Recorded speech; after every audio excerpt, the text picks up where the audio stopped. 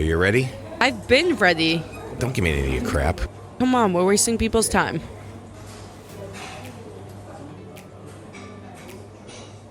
Hi there. Thanks for diving into Two Peas, Same Pod, the humorous podcast of family unity that proves we're all in this comedic roller coaster of life together. Here are your hosts, the father and daughter duo, Eric and Tovah Weinstein.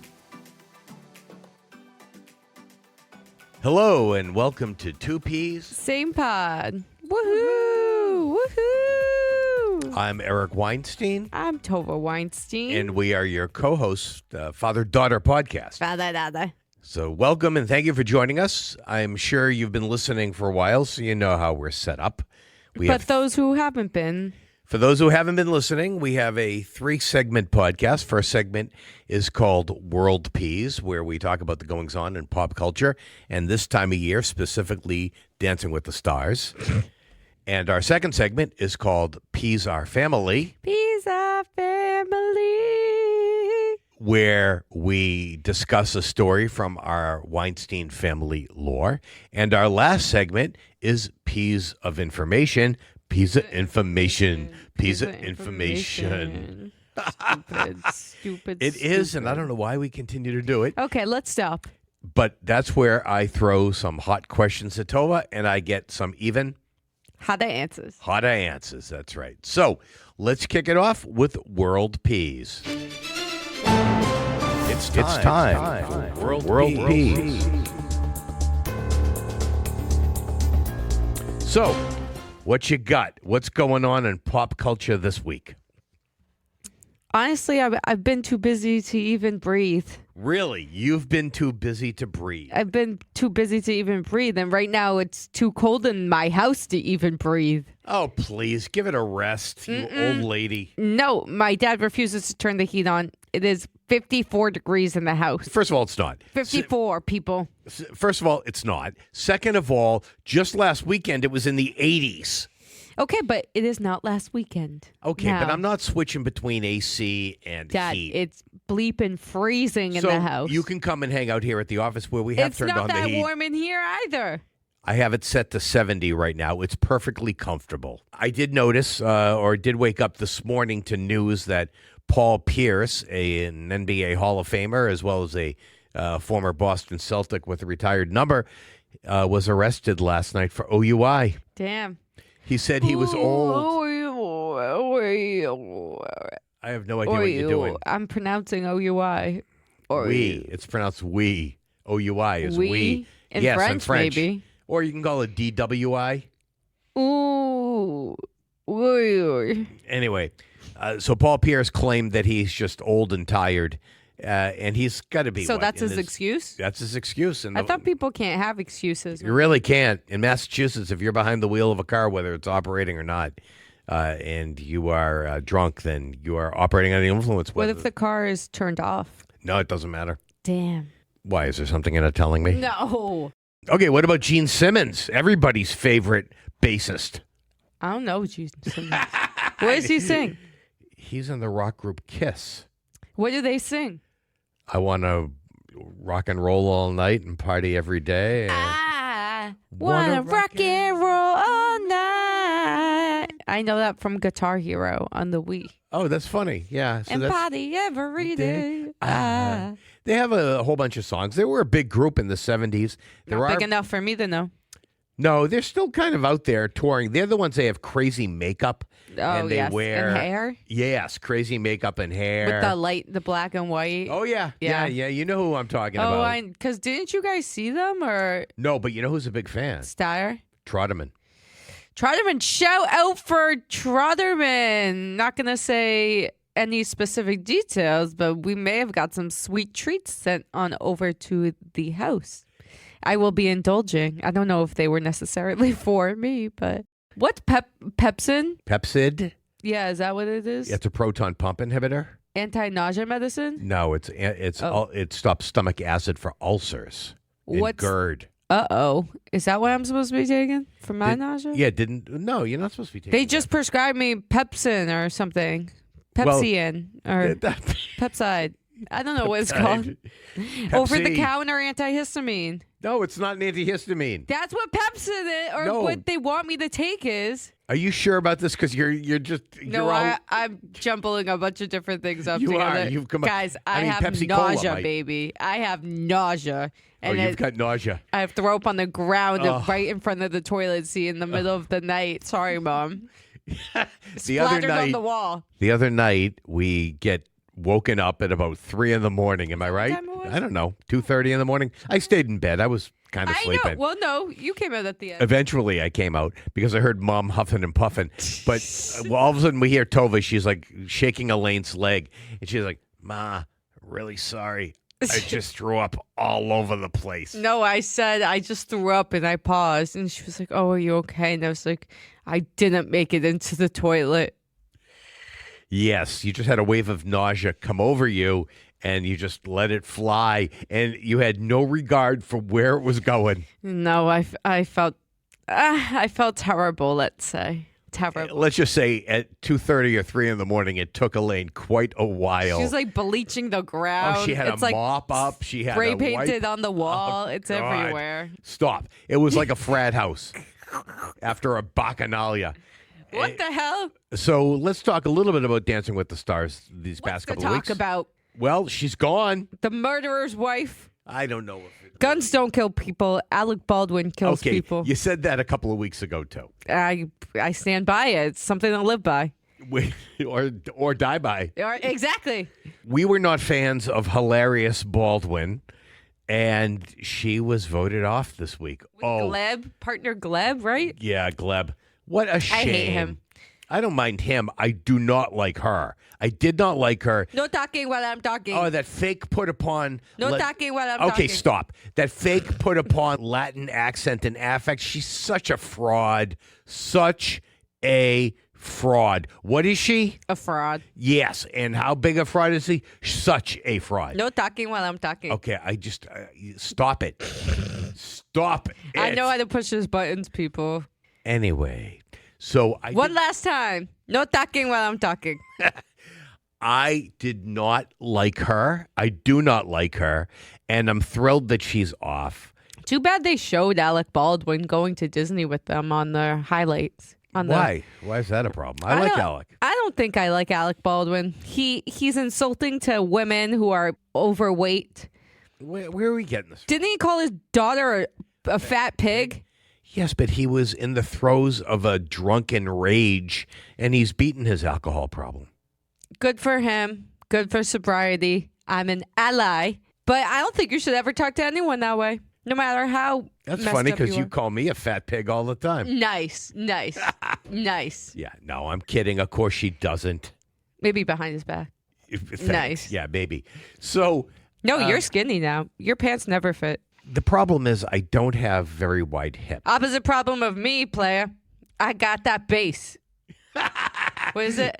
All about the bass, but the bass. No, what's the Sir Mix-a-Lot? Baby got back. Baby got back. I like big butts. I cannot lie. The other ones get denied. And when a girl walks in with the itty bitty waist and a round thing in your face, you get sprung. One up deep in the jeans she's wearing. I'm hooked and I can't stop staring. Oh, baby, I want to get with you and take your picture. It's Sir Tovah-lot. Yeah, that's what they call me. Well, didn't you do Rapper's Delight up in camp when you did yes, the yes. wedding singer? I said a hip. Hop, a hip, hip hop, you don't stop. Rock it out, bling, bling. Up chuck the boogie to the rhythm of the boogie to beat. Okay. That's from the Wedding Crashers? Yeah, and that is like the original rap song from when I was in middle school. So, yeah, I'm basically the rapper. You I'm are. Chicken T. You are Chicken T. That's her rap name. I'm Chicken T, baby. Chicken T. Dancing with the Stars this week. We Yeah, lost hilarious. Hilaria. I am not a fan. I was really upset last week when Lauren got voted off. Did we chat about that on here or no? Not sure. I was really mad about that, but then Because America's fat phobic. I think so, yeah. Yeah, I think you're right. Yeah. Well, we're in the middle of a skinny epidemic, though. Like with Ozempic and everything. Yeah. I'm not saying it's a bad thing. I'm just saying that I think it's fueling to America's fat phobicness. I think so. I think you're right. But in the meantime, I thought she was a phenomenal dancer. I liked her performance, and I just thought that was a bad play by America. And then, You were pissed at the costumes they put her in. You didn't think they were flattering. well, I thought one week she had a really beautiful blue one. dress. Yeah, light blue was really nice. The next week, it wasn't so much the costumes they put her in on screen as much as it was the stuff they put her in when she was doing the rehearsals. I think they can choose that. I'm not really sure. I think they can. I think no, I think they're pushed in a certain direction because I've noticed that certain women oftentimes are showing a lot of the body parts. Even or a lot of hilarious. Hilaria. skin. She's not hilarious to me. Anyway, so she's gone, thankfully. Yes. And we're moving on. I'm surprised Andy Richter is still there. People love him. He is the epitome of Dancing with the Stars. He's improving week to week. He's not a ballroom dancer. He doesn't have the best professional on the show. I mean, Emma's pretty good, not gonna lie. No, Emma's great. But it's not like a Val, Mark, Derek situation. I think honestly, Riley's like at that level. She's a really good choreographer. She and Whitney. Her and Ezra, they do all the troop choreography and everything. Yeah, I think she's great. I think Whitney's great. I think Emma is great. Like some of the older long-term professionals, Riley's like Emma. Riley's new. But Emma and Charna, when she was on, she's off right now. They're very good, Burke. but they're older now, so they're moving on to greener pastures. Well, the younger women come up. I mean, Whitney's only like 30, 31. Riley's like 21. Lindsay Arnold. Oh yeah, Lindsay. She hasn't been on for a couple of seasons. She was at the live show. Yeah, I saw her. You know who's really great is Whitney, the Mormon wife. She was a ballroom dancer.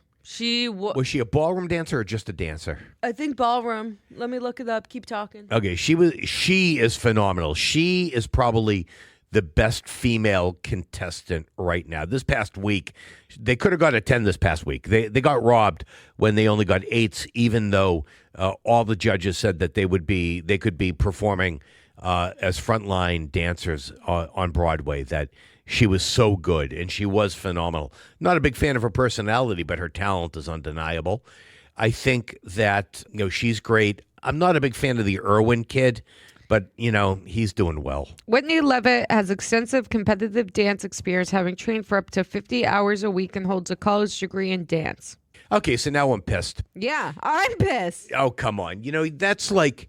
Really, that's so unfair to people who do not dance for a living. Her participation in Dancing with the Stars has drawn criticism from some fans who believe her extensive dance background gives her an unfair advantage over other celebrity contestants. Yeah, I agree. Yeah, you think? I agree. Yeah. All right, she's dead to me. Yeah, she's dead to me. And of course, they pair her with Ballas, who's one of the best pros out there, who can turn any foxtrot hip hop jive into his own number. Okay. Wow, somebody's a little hot and bothered about Mark Ballas. I thought Alex Earl and Val were pretty good. Alex is great, too. I'm sorry. I forgot about Alex. She's great. And you know who else is good? Elaine Hendricks. And who is Elaine Hendricks? Meredith from The Parent Trap. Love that movie. Parent Trap 2, right? No, the original Parent Trap. I'm sorry, the remake of The Parent Trap. Not The Parent Trap 2, but the remake with Lindsay Lohan in 1999. And the phenomenal connection, the shout-out back to the original Parent Trap. I'm sure I've said this before, but the woman who played her mother in the remake, when Elaine Hendricks played Meredith, her mother was played by the woman who played Meredith back in the 1963 version with Haley Mills. Okay. Nick's family just went to Disney. His parents just went to Disney. Oh, I didn't know that. Just the two of them? Yeah. So they're Disney adults. Yes, Do they wear like the ears? Do they get T-shirts? Dad, I bring this up, and they're not really like that. But I always like poke fun at the fact that there are adults that like to go to Disney. Yes, there are. But they went to the like wine and food festival at Epcot when they were there. Yeah. They went on the new Star Wars ride when they were there. How long were they there? Only from like Thursday to like Sunday, not too long.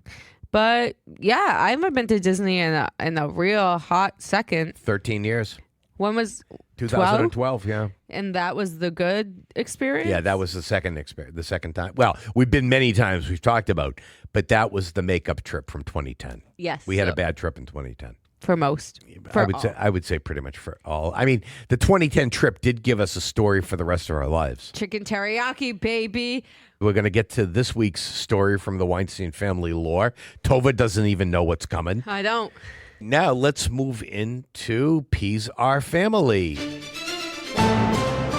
It's time for Peas Our Family. We are family. Peas are family. Hey, hey, come on, come on. It's not a podcast without Tovah butchering. We Are Family by the Sister Sledge. Before we get into our story of the week, let's do our shout-outs. Okay. I mentioned to you that after my last networking meeting a couple of weeks ago, one of our listeners is a woman named Anouk. We're not going to go into the full name because we don't want to dox anybody. But Anouk gave us a very positive review to the entire group. So shout out to Anouk and shout out to the Metro West Business Partners networking group. Thanks for listening. Anouk quoted one of our episodes. She was quoted left and right. As did another listener, Roy. What? Another member, Roy. And also a prior member, Mark. They're listening, so... What the... Thank you. Well, wow, I'm overjoyed. I'm speechless, and I'm rarely that. We need the clicks, people. Keep it coming. Keep it coming. And our listeners in Sweden, keep them coming. Oh, our Swedish listeners and our 2 listeners from Indonesia. Oh, yes. We're breaking new ground there, people. I want to go to Indonesia. Let's go to Bali. That's there. Okay, I'll go there. Please, I won't go to Australia. I'm not going to Bali. How far is Bali? It's beyond Australia. Beyond. Okay, let's wrap it up. Short episode. So I want to harken back to 2004. And my 2003 Honda Pilot is a real short story, people. It's actually not, but I'm going to make it really short. Of a car? That car was my first Lebanon Law exchange, and I've had 2. That was my first one. That car was out of service so frequently because of a failure in steering. We were on our way on Christmas Eve Day, December 24th, 04.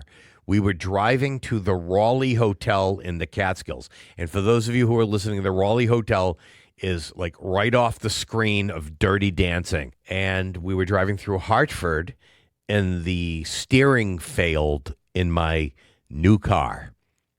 And we nearly crashed, and we couldn't drive the car. It became non-operational.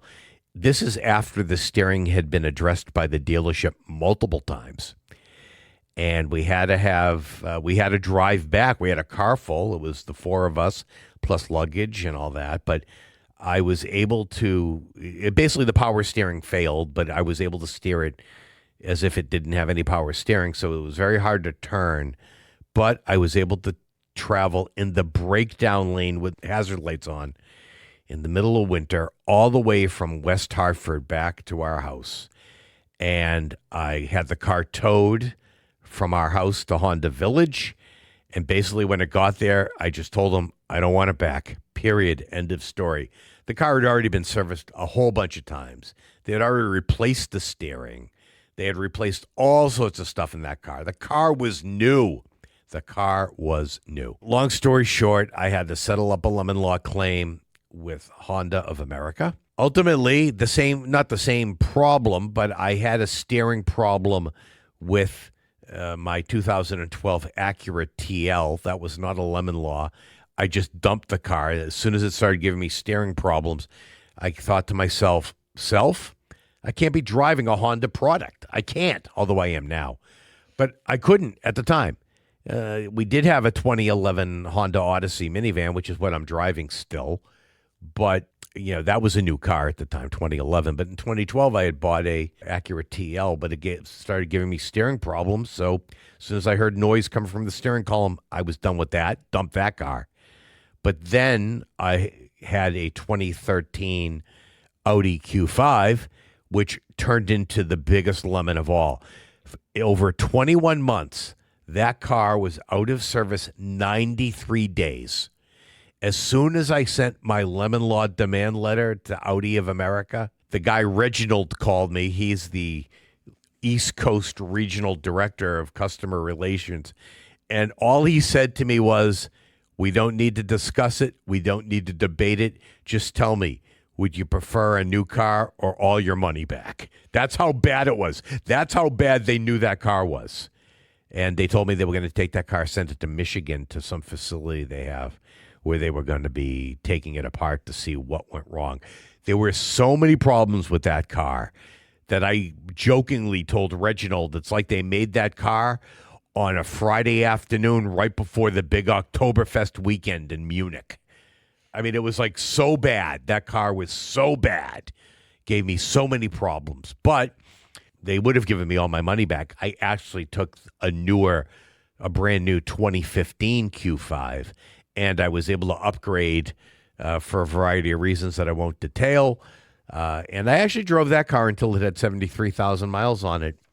And in 2020, in the pandemic, we dumped it and got Mom's car. And the reason we dumped it is because at 73,000 miles, it started to give me trouble. So after 5 years of driving it, I got that out of my system, and we just got rid of that car and got Mom's car. And now I'm never going to go back and get a German car ever again. Yeah, you won't let any of us get any German cars either. No, I had such a bad experience.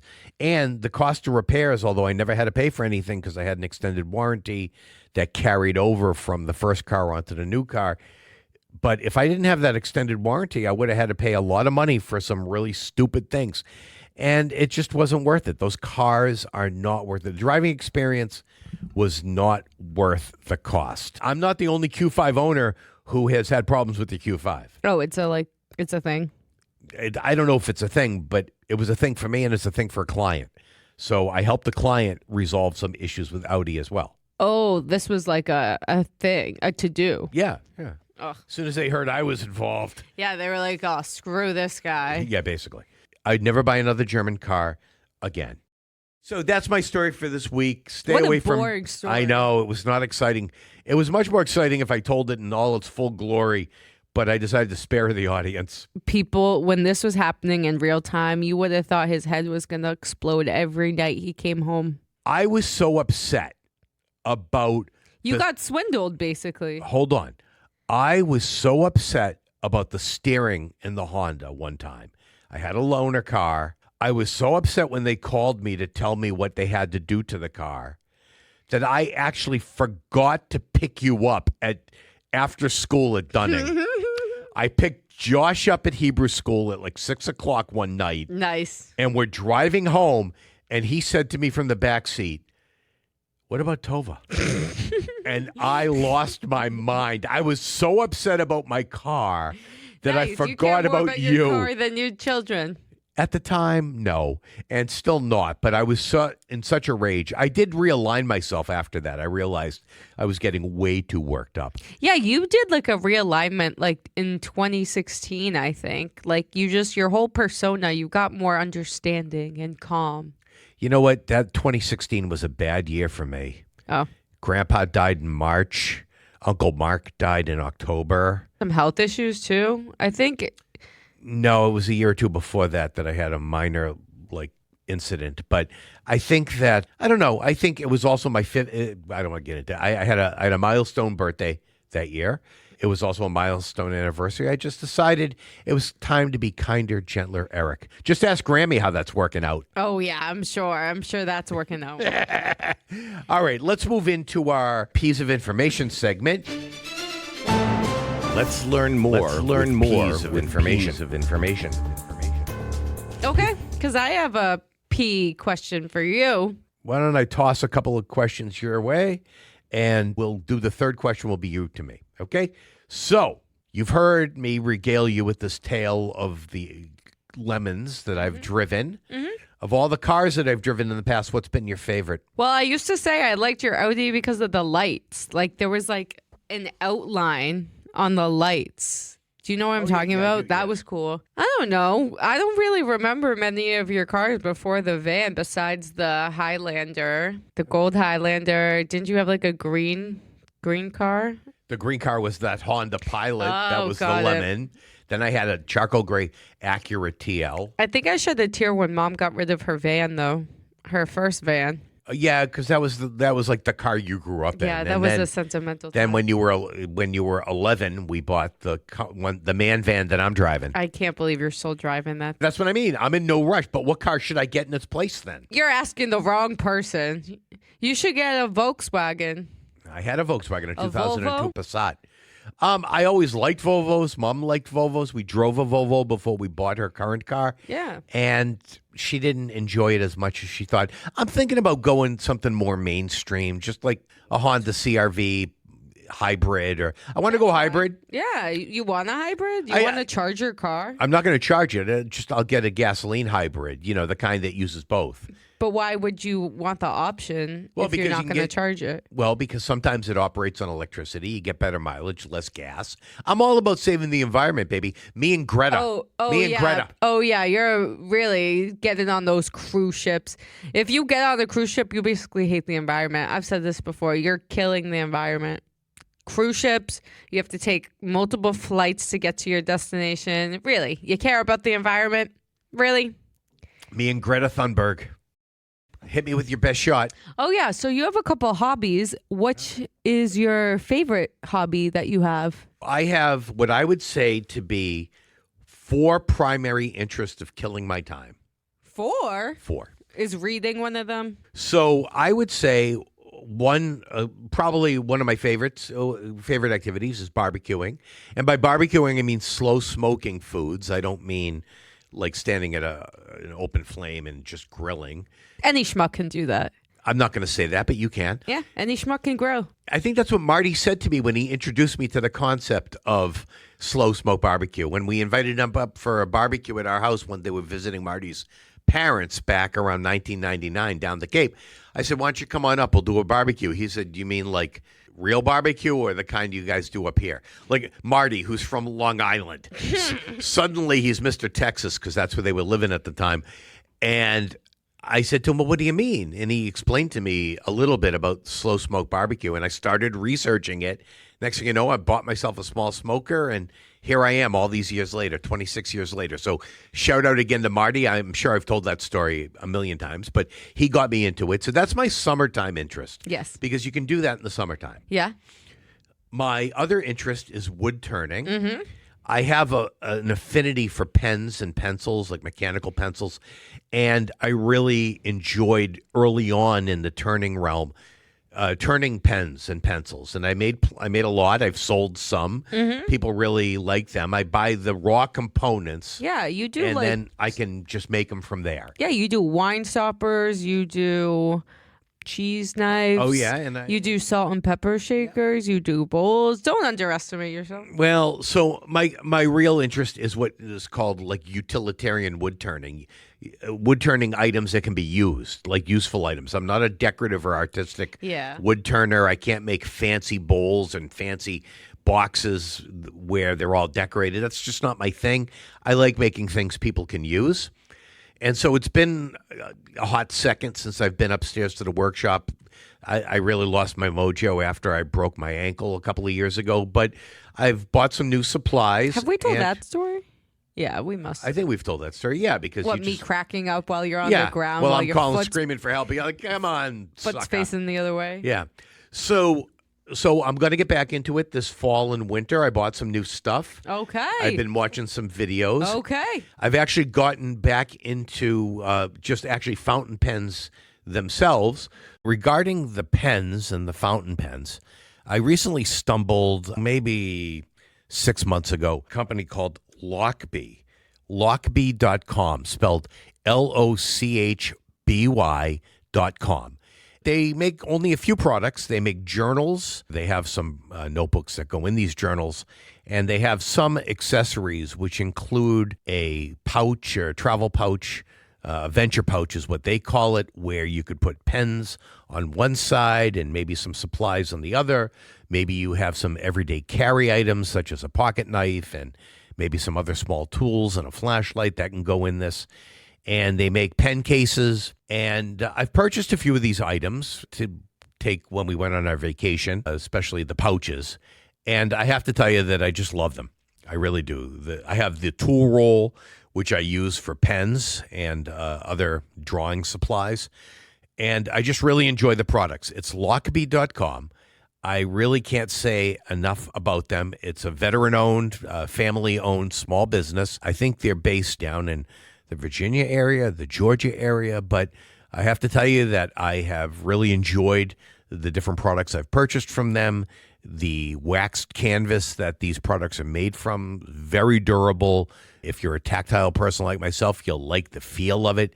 They've got great buckles on them. Some have zippers. They're great zippers, YKK. For those of you that are interested in that sort of thing, I would just suggest Lockbee and lockbee.com, LOCHBY, and enjoy. Again, I'm not getting compensated for this. This is not any sort of advertisement.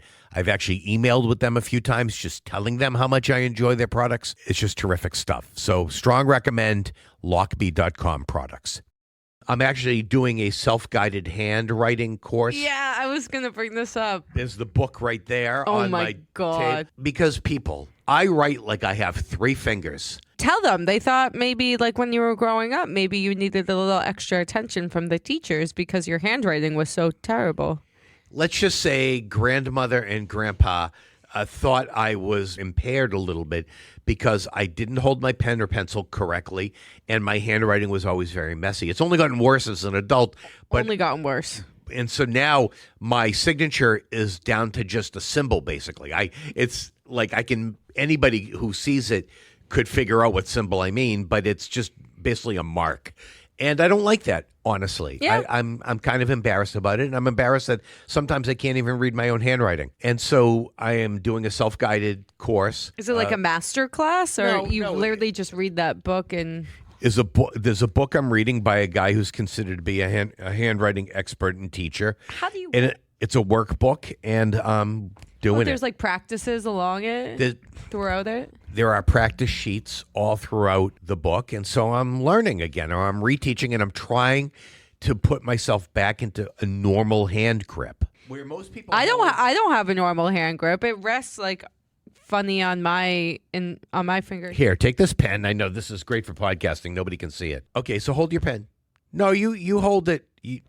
You hold it a little bit differently, but you use just the 3-finger grip, the thumb and your index finger resting on your middle finger. Where I hold my pen, where I have my 2 fingers, my index and my middle finger Too resting. much control. You press down too hard. Yeah. You press down too hard. It rests on my ring finger of my right hand, leaving a permanent indentation. Yeah, do you in have that one of finger. those bumps too? I do. I have Yeah. a callus there. And so now I am teaching myself how to hold the pen or pencil correctly. It's a much slower. I can't write. And it hasn't gotten all that much neater yet. I've got to break myself of some habits. So I'm doing it.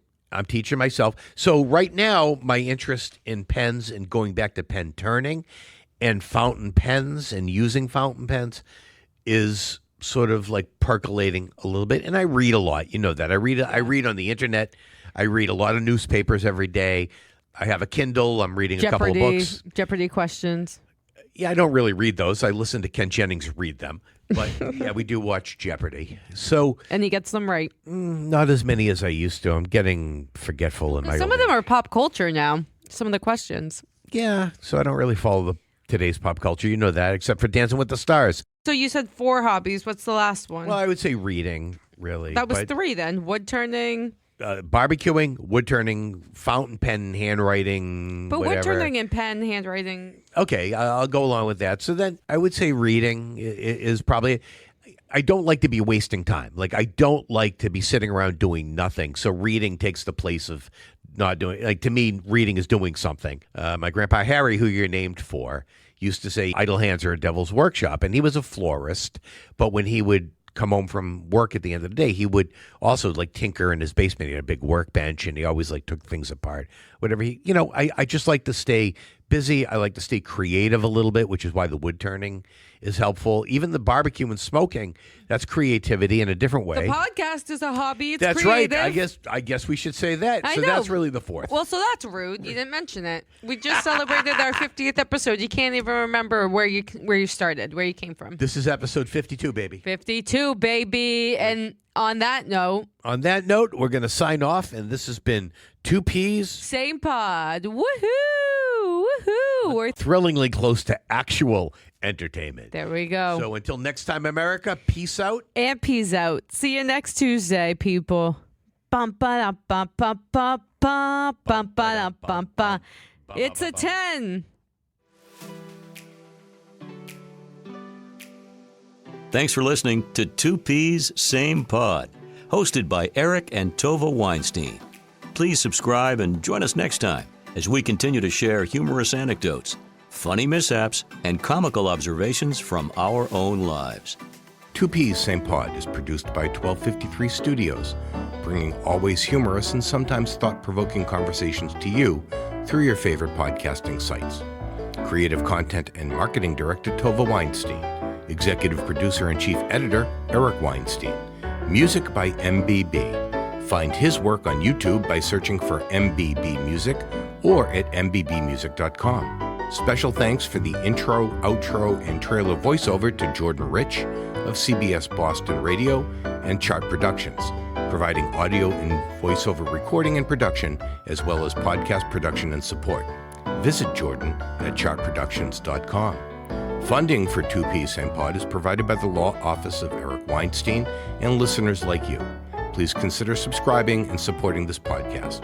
Until we meet again, this was Two Peas Same Pod, a 1253 Studios production.